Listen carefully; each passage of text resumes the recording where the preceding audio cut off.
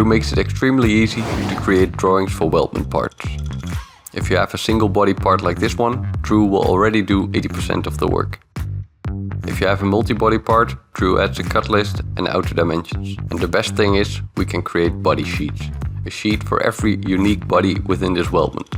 And every sheet gets outer dimensions, a balloon, blocks or nodes, and you are already 80% or 90% done with each sheet.